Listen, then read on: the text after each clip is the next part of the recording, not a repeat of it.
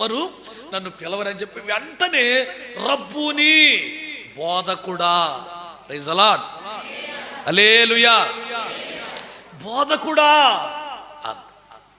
నిజంగా నేను ఆ సిచ్యువేషన్ అర్థం చేసుకున్నప్పుడు అక్కడ ఆ వాతావరణం, అటు దేవదూతలిద్దరూ, ఇటు యేసు ప్రభు, ఇటు మరియా, ఆ నలుగురు అప్పుడు ఎలా ఉండేది? ఆ వాతావరణం అద్భుతంగా ఉండేది. ఆమె జీవితం పరవశించిపోయింది అనుకుంటా. నేను ఆనందం ఇక పట్టలేక ఆమె అస్సలు ఇంక పరలోక రాజ్యం చూసినంత ఆనందంతో ఉబ్బి తబ్బిపోయి ఉంటుంది. ఎందుకంటే సాక్షాత్తు యేసు ప్రభు సమాధిని గెలిచిన పునరుద్ధానపు యొక్క దర్శనం. Praise the Lord. వింటున్నారా? నీతో సావడానికైనా సిద్ధమన్న పేతురుకు గలగల ఆ భాగ్యం. వింటున్నారమ్మా?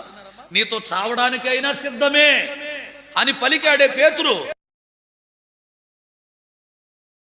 ఒక్క మరియకు కలిగేది.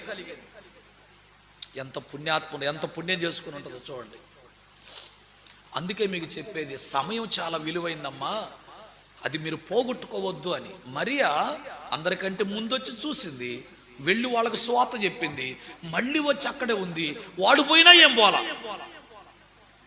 వాళ్ళు వెళ్ళినా ఏం పోలేదు. ఆమె మనసంతా ఆయన చుట్టే ఉంది. బాగా ఆలోచించండి.